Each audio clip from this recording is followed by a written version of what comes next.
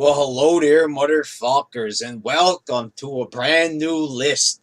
As requested by a couple of people on here, I said I want ideas for lists. I still want more ideas. Top 10 lists. The top 10 WWE divas, women, whatever you want to call this list. This was a hard list to put together. There's a lot of women in the WWE, a lot of talented ones. This list I tried to put together, I didn't want to make it all about looks. This is not about who's the best technical wrestler, because who really cares?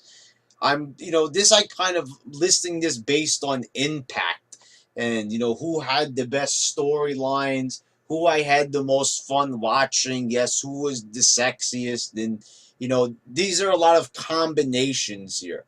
This is just my personal preference. Do I even really need to say that? Is this my opinion? Your list is going to probably be 10 times, different than mine. You're going to get a lot of people upset here. I'm going to have CM Dell get up my ass about this list, who, by the way, requested it. So thank you for requesting this. It was a good idea. So let's get down to it. So at number 10, we're going to, I'll do a countdown here. At number 10, Alexa Bliss. I wanted to put her higher on this list, but she's still new.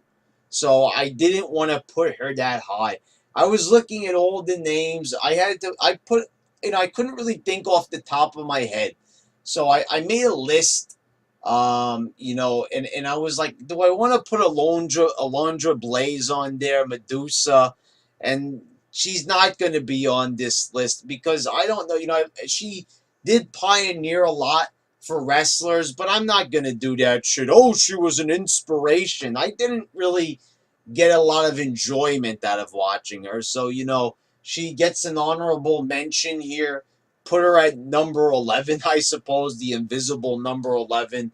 But I didn't feel like putting her. Number 10, in a time where the women's wrestling thing is getting a bit like ridiculous, where it has to be all proper and shit like that, and we can't objectify them because we're living in a time of radical feminism. So I gotta say, Alexa Bliss right here, she has a bit of the old school, a little bit of the sass of a Trish Stratus heel, and a heel Sable. So she really comes across. She's got a good look. They've changed her. She looks radically different than when she first came into NXT. The first time I saw her in 2014, she had some lame ass cheerleader gimmick that I remember when I did my reviews on NXT back when I used to watch that garbage. I would say, I don't really see a whole lot from this girl. And sure enough, she ends up being one of my favorites. And who knew that like 3 years later she'd end up on my list? And I didn't want to put her that high because God knows where her career is going to be.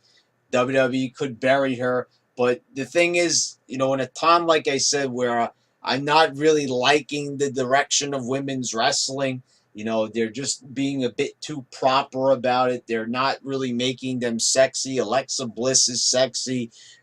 She's, very sultry in her ways. The facial expression, she's got it down. And she's a good wrestler, too. So, promos, she's got the look. She's got the in-ring ability. So she's perfect. Perfect to, be a women's champion. And so I'm putting her at number 10. And this is going to be like the only current woman's wrestler you're going to see on the list. And for good reason. For good reason. But like I said, I didn't want to put her that high. But at number 9, Victoria. Yes, Tara for TNA fans. But one thing I liked about Victoria was her hardcore match at Survivor Series 2002 with Trish Stratus. She also had a steel cage match, I remember. I think it was against Lita, if I'm not mistaken. I'm kind of forgetting, but I had a lot of good memories. Her little stint with Stevie Richards was entertaining. The whole Psycho gimmick, that was a good feud. And Trish Stratus had a lot of good feuds. She really, played a good baby face and a heel. Like with Victoria, and I was entertained. Just it's a shame that later on in her career, it just went off the rails. They had her dressing up as a fucking banana. If anybody remembers that shit, a fucking banana. I'm not even joking. It was an embarrassment. But her theme music by Tattoo, a great song, and I just have a lot of good memories of Victoria, and not really like not very attractive to me, but she just had a lot going for her. Good on the mic. She had a good look to her. She looked crazy. She played a good crazy role. She was kind of like Luna Vachon to the next level. I never thought that Luna really got a good opportunity to showcase her skills. You saw a little bit of what she could do at WrestleMania 14, but it just was the wrong place, the wrong time for Luna. Never really got a good shot to really do anything substantial with the company. So Victoria was kind of like her successor. She kind of took that thing that Luna had, the psychotic gimmick, and took that to the next level. So Victoria gets number 9.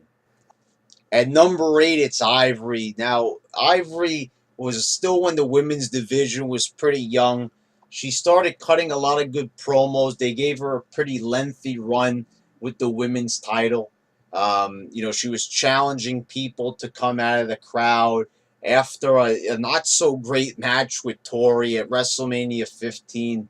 A lot of botches in that match, but Ivory kind of like invited more women into the WWE. They showed that she was tough.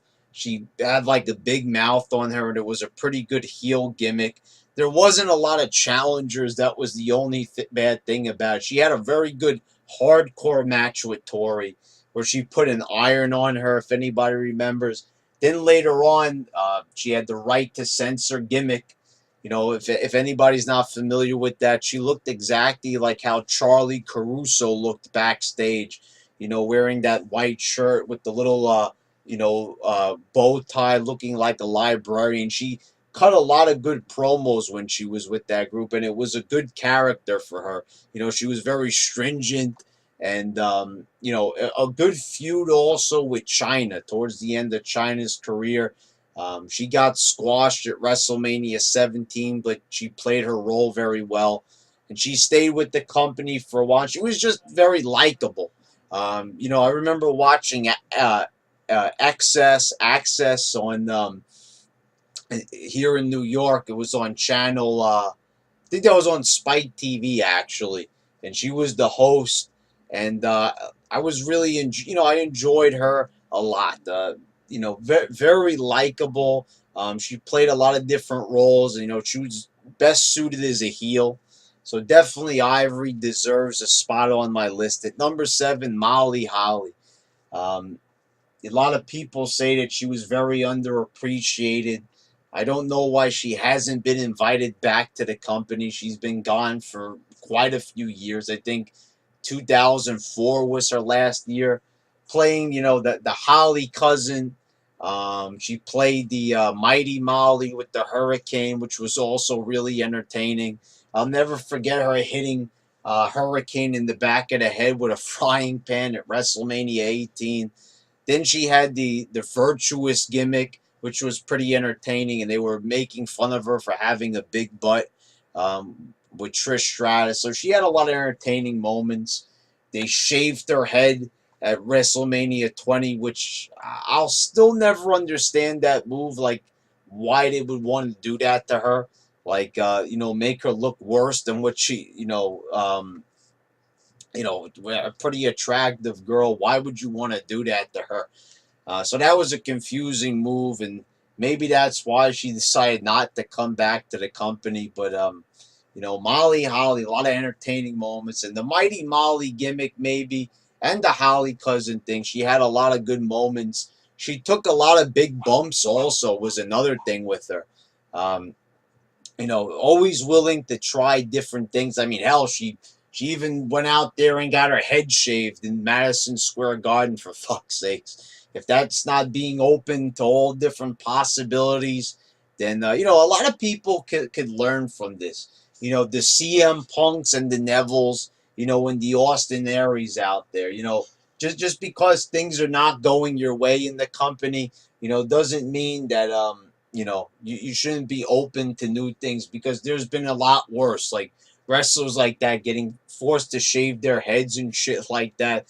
But still, they still kept on trucking. So, Molly Holly had a pretty decent career, and she'd been forgotten about. And that's a bit of it's a bit of a shame, really, seeing Mickie James come back and a couple of others. So she definitely deserves at least one more run, I believe. She was also really good in the ring as well. At number 6, Jacqueline. Jacqueline, I don't know why, but I love the feud between her and Sable. Now, you could say when she first got in there that maybe, wasn't the best promos or anything, but it was great. And who could forget their bikini contest at King of the Ring 1998? Or, oh, no, it was Fully Loaded 1998, excuse me. And that was a classic moment. They feuded when Mark Merrill brought her out. I'll never forget, how he introduced her, saying, she's beautiful and she's black.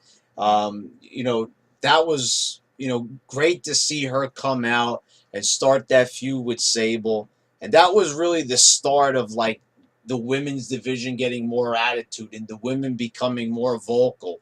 Then you had Ivory, and you fast forward to 2017, and you've got Alexa Bliss. So she deserves a lot of credit.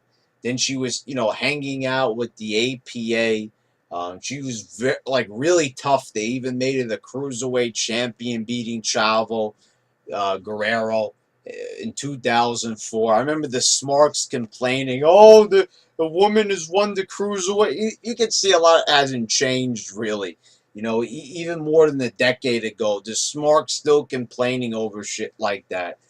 About people winning fake titles and it like ruining the credibility of the belt. Anyway, number 5, Mickie James. Mickie James is, just timeless, really. We see now what she could do in 2017, and we saw what she could do back in 2006.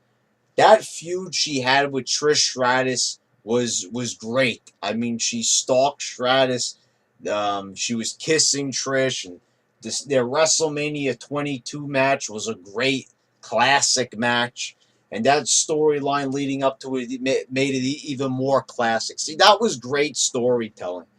Um, I don't know what the trend was later on. They started calling Mickie James Piggy James with Michelle McCool and Layla. Then they started making fun of her age. I don't know why they would put her in storylines like that. I mean, this is one hot girl. I remember when she came out with the skirt and everything. I mean, man, it's good stuff. But, the thing is, why do they always like have to like take shots at her and her looks and shit like that? If it was some other girl, but I don't know what it is. The thing with Piggy James is they were like making fun of her weight and everything, which was I never understood. I mean, she's not exactly chubby or anything like that. So, but anyway, that's pretty much why she gets this spot. That classic Trish Stratus feud. She's a great in-ring talent. She's pretty decent on the mic. Like that whole thing, it was like, craziness on Raw with her and Trish Stratus. I remember she kidnapped Ashley Mazzaro to get to Trish. So you had a lot of entertaining moments on Raw with Mickie James. At number 4, Sable. I mean, I kind of wanted to put her higher, but there's some other girls that deserve this spot a little bit more.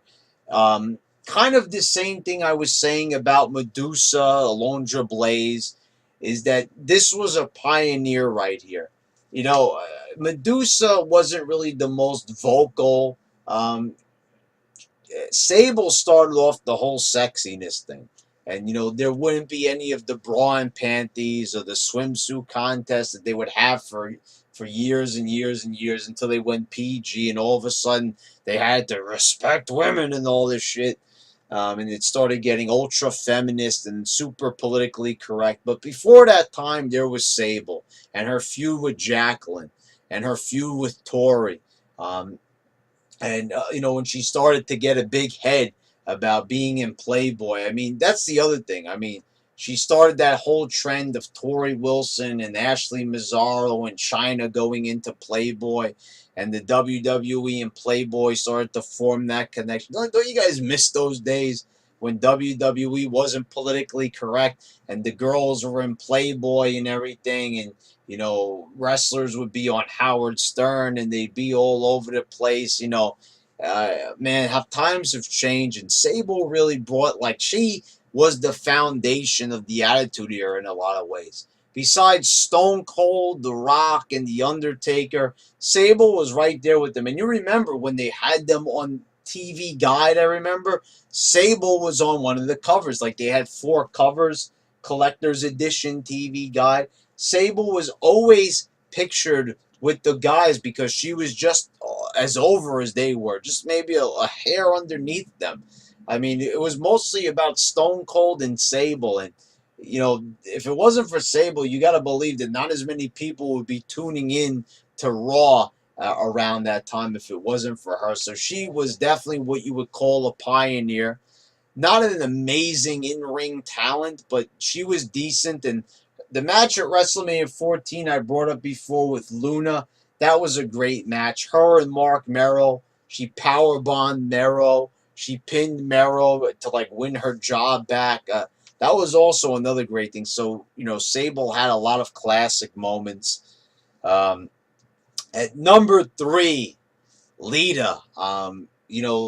Lita just another great in-ring talent. She had the look, the sex appeal, the whole thing with her pants sagging in the thong. I'll never forget that. She'd go for the moonsault, take her top off, hanging out with the Hardys. She was like a part of the Hardy Boys. That was Team Extreme.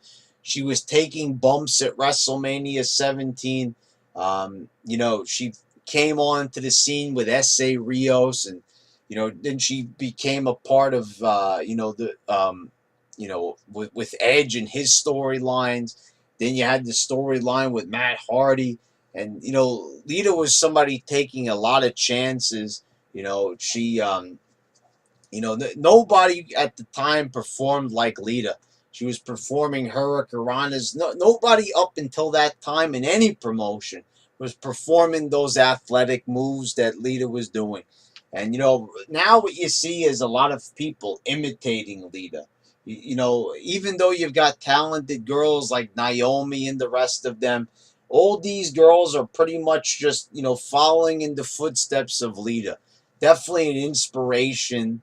Lita had it all. Not really a great talker. That was one of her weaknesses. I remember they put her on commentary for Sunday Night Heat, and I remember I wasn't feeling it when she was injured. They were making her a commentator, and she just wasn't delivering on commentary enough.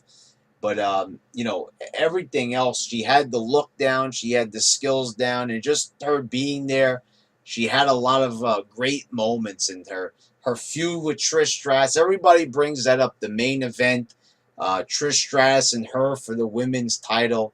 You just had a lot of classic matches with Lita.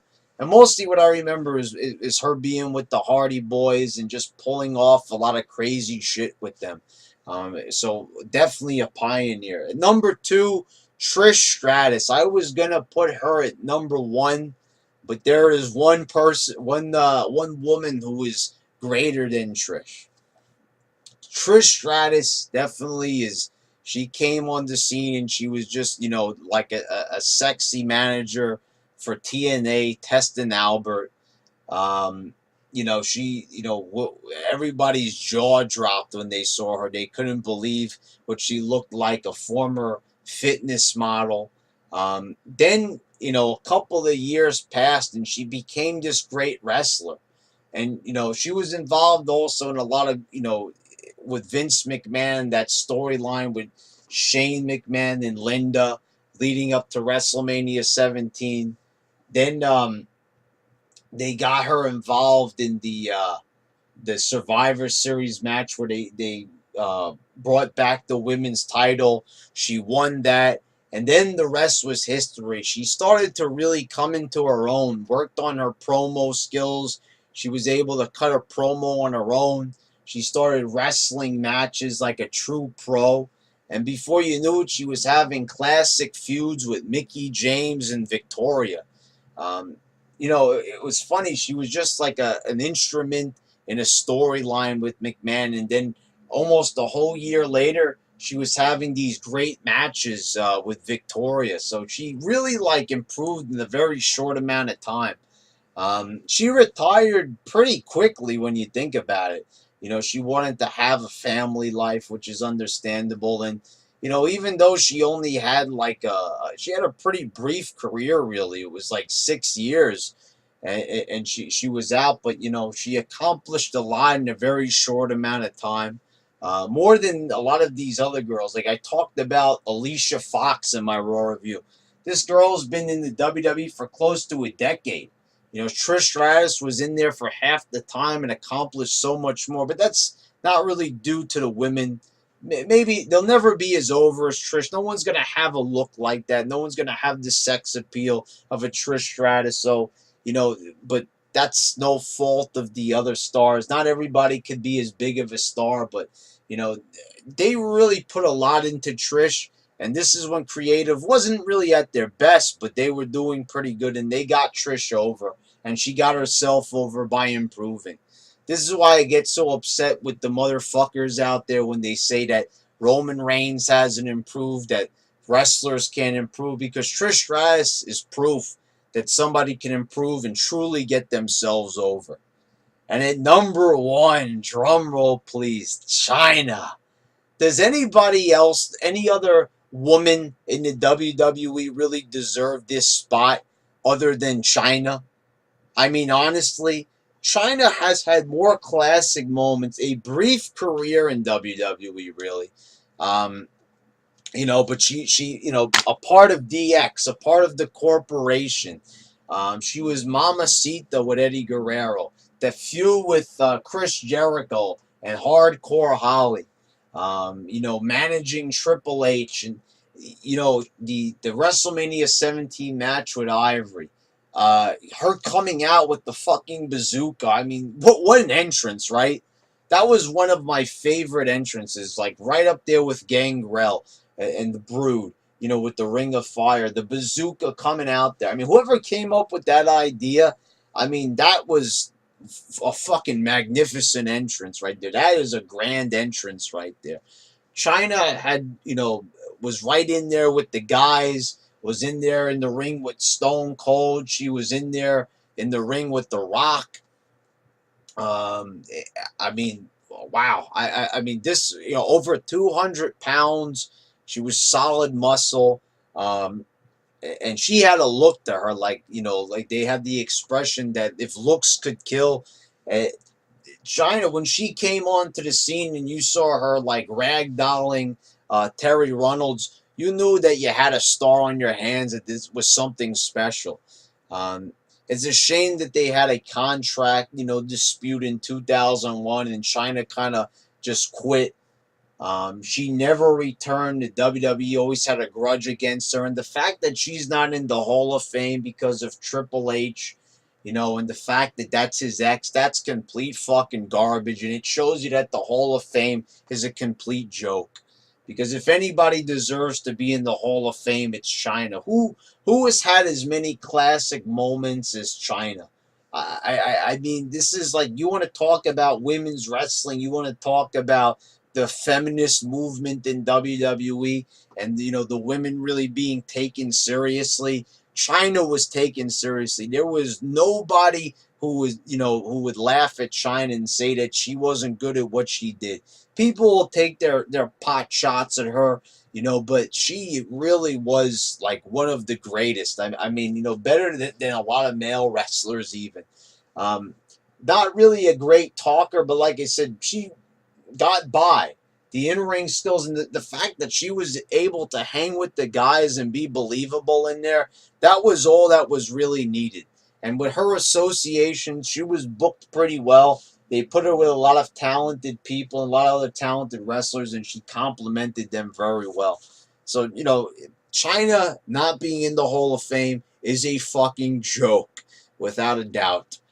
So there you go, guys. There's my top 10 favorite women's wrestlers. I'm sorry, CM Dell. AJ is not on here. Sorry, I know people are going to come at me for Paige not being on here, or Gail Kim, for example. But I wanted to do WWE, and really, quite frankly, Gail Kim didn't exactly have a tremendous run in WWE. That was more TNA. So, forgive me for that, but I didn't really see, I don't know, Melina, maybe. I like Deborah, but I didn't think she was enough of a pioneer to really be put on this list. Like I said, I wanted this to be about not only sexiness, not only about wrestling ability, but I also wanted it to be about impact and just pretty much who I enjoyed watching the best. That's kind of really what I wanted to say here on this list. So there you go, folks. There's the list. I'm also probably going to do that list that was recommended to me about the most, the stupidest gimmicks that are better than current wrestlers, which was a pretty decent idea. So I might do that one next. Anyway, motherfuckers, this has been your YWC champ, signing out.